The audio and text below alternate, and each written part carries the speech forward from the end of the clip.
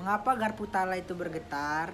Tentu saja karena gelombang adalah sebuah getaran yang merambat, sehingga bunyi yang terdengar itu merambat ke dalam medium berupa garpu tala. Tidak hanya itu, dengan memanfaatkan karakteristik dari gelombang, terciptalah teknologi yang dapat membantu pekerjaan manusia. Contohnya ultrasonografi, alat untuk melihat bayi dalam kandungan; sonar, alat untuk mendeteksi keberadaan sesuatu yang bergerak; dan fathometer, alat yang digunakan untuk mengukur kedalaman laut. Menarik bukan? Langsung saja yuk kita lanjut ke pembahasannya. Assalamualaikum warahmatullahi wabarakatuh. Tabipun, perkenalkan, nama saya Argi Pradyama Wirya. Teman-teman di rumah, apa kabar? Semoga baik-baik saja ya, dan terus semangat. Hari ini kita akan belajar tentang gelombang bunyi dan gelombang cahaya. Apakah teman-teman di rumah sudah tahu apa itu gelombang bunyi dan cahaya? Sebelum kita membahas itu, mari kita berdoa menurut kepercayaan masing-masing. Berdoa mulai.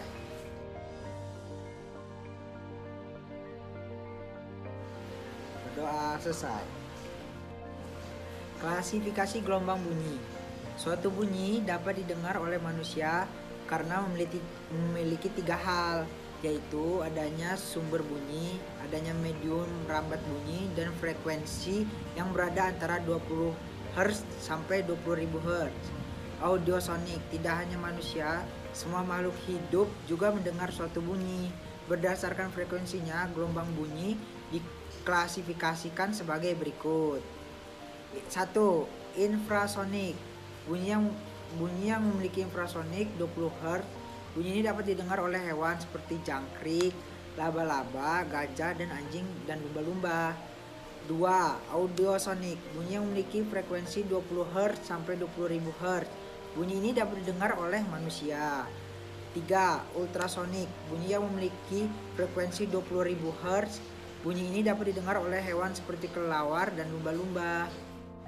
Dan sekarang gelombang bunyi.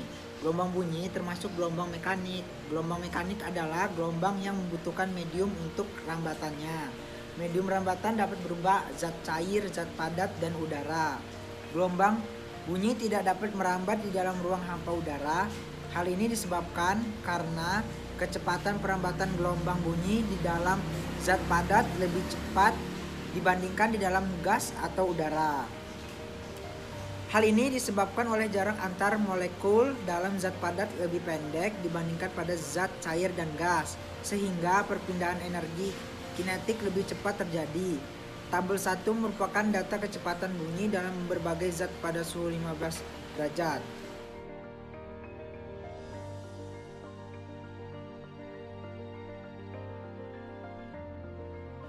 Cara menghitung cepat rambat bunyi. Nilai kecepatan dari gelombang bunyi bervariasi. Hal ini tergantung dari medium rambatannya. Secara umum, cara menghitung cepat rambat bunyi adalah sebagai berikut. Di mana V cepat rambat bunyi, S sama dengan jarak tempuh, T sama dengan waktu. Ke-1. Melalui zat padat. Gelombang bunyi dapat merambat melalui zat padat. Contohnya medium rambatan zat padat yaitu aluminium, baja, kaca, dan lain-lain. Rumus menghitung cepat rambat bunyi yang merambat melalui zat padat adalah sebagai berikut. Di mana V sama dengan cepat rambat bunyi, E sama dengan modulus Young, P sama dengan massa jenis. Modulus Young merupakan ukuran kekakuan suatu bahan zat padat. Nilai modulus Young zat padat berbeda-beda. Contohnya ditunjukkan pada gambar berikut. Kedua, melalui zat cair. Gelombang bunyi juga dapat merambat melalui zat cair. Medium zat cair dapat berupa air raksa, helium cair, dan lainnya. Rumus untuk menghitung cepat rambat bunyi dalam zat cair adalah sebagai berikut. Di mana V sama dengan cepat rambat bunyi, B sama dengan modulus bulk, P sama dengan massa jenis.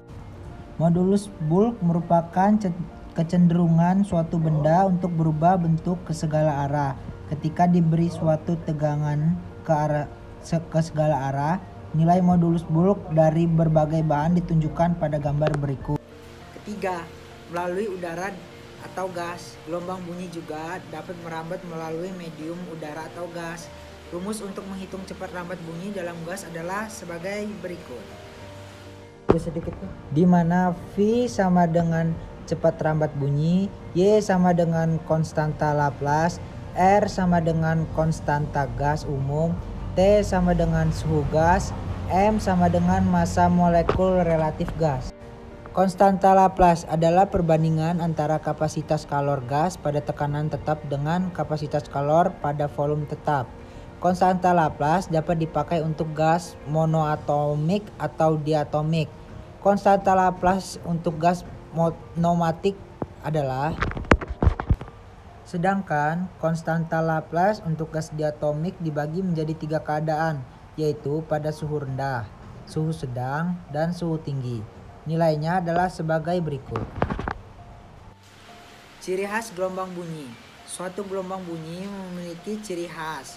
Ciri khas inilah yang nantinya akan dimanfaatkan dalam pembuatan suatu teknologi yang dapat berguna untuk kehidupan manusia.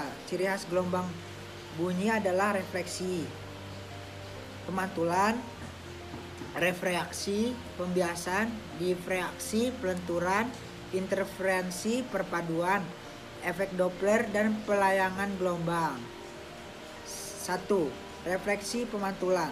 Pada pemantulan bunyi berlaku hukum pemantulan gelombang, yaitu 1. Sudut datang gelombang sama dengan sudut pantul gelombang. Yang kedua, gelombang datang, gelombang pantul, dan garis normal terletak dalam suatu bidang. 2. Refraksi pembiasan gelombang. Refraksi gelombang adalah pembelokan gelombang ketika melewati bidang batas tertentu. Rumus umum untuk refraksi adalah.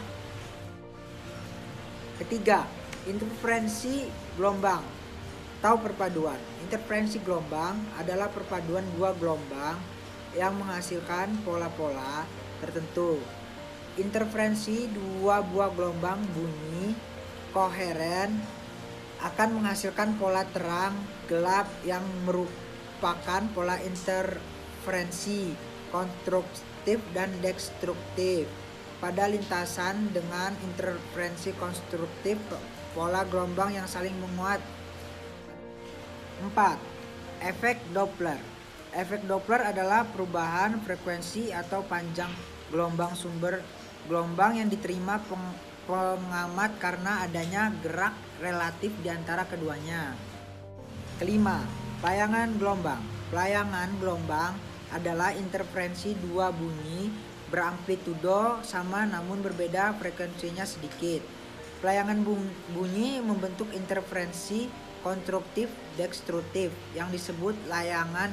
Satu layangan didefinisikan sebagai gejala dua bunyi kertas atau lemah yang terjadi secara berurutan. Frekuensi layangan dapat dihitung menggunakan rumus. Aplikasi dalam kehidupan sehari-hari. Dengan memahami karakteristik dari gelombang bunyi, para ilmuwan fisika dapat membuat teknologi yang membantu pekerjaan manusia. Contohnya sonar, ultrasonografi, dan echordiogram. 1. Teknologi sonar. Teknologi sonar dapat digunakan untuk sistem navigasi dengan bunyi pantul ultrasonik pada perangkat kamera, berguna untuk mendeteksi jarak benda yang akan difoto. Pada kendaraan mobil dapat digunakan untuk mendeteksi jarak benda-benda yang ada di sekitar mobil dan pengukur kedalaman laut. Sonar untuk pengukur kedalaman laut diletakkan di bawah kapal. Prinsip kerja sonar adalah berdasarkan pemantulan gelombang ultrasonik. Sonar memiliki dua bagian alat yang memancarkan gelombang ultrasonik yang disebut transmitter, dan alat yang dapat mendeteksi datangnya gelombang pantul yang disebut sensor. Kedua, ultrasonografi. Ultrasonografi adalah teknologi yang digunakan untuk mencitrakan bagian dalam tubuh manusia. Misalnya USG digunakan untuk melihat perkembangan janin dalam kandungan.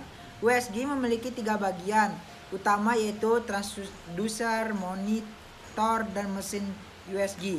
Prinsip kerja dari ultrasonografi menggunakan konsep pemantulan bunyi, yaitu transducer ditempelkan pada organ yang ingin dilihat citra bagian dalamnya. Di dalam transducer terdapat kristal yang dapat digunakan untuk menangkap gelombang yang disalurkan.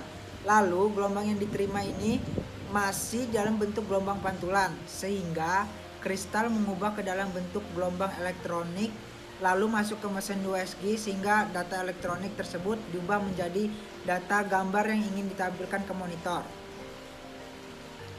3. Echocardiogram. Echocardiogram adalah teknologi yang dapat digunakan untuk mengukur kecepatan aliran darah. Kecepatan aliran darah diukur menggunakan efek Doppler. Bunyi ultrasonik diarahkan menuju pembuluh nadi dan pergerakan gelombang bunyi tersebut mengikuti kecepatan aliran darah. Nah, sekarang kita akan membahas soal. Mari kita lihat. Nah teman-teman, ini contoh soalnya. Diketahui V sama dengan 340 M per S, Vp sama dengan 0, Vs sama dengan 20 M per S, F0 sama dengan 400 Hz. Yang ditanya adalah F aksen. Dengan menggunakan persamaan 2.18 dapat kita tentukan bahwa F aksen sama dengan 340 dikurang 0 per 340 dikurang 20 dikali 400. F aksen adalah 425 Hz. Jadi frekuensi yang terdengar oleh pengamat adalah 425 Hz. Ternyata dengan memahami konsep dasar dari suatu materi yang kita pelajari, kita dapat memahami prinsip-prinsip kerja dari teknologi yang ada di sekitar kita. Nah, ternyata fisika sangat dekat dengan kehidupan kita ya. Jika teman-teman ingin bertanya, silakan komentar di bawah sini ya. Jangan lupa belajar dan banyak baca bukunya, karena buku adalah jendela ilmu. Saya M. Argi Pradya Mahawirya, izin pamit. Dadah.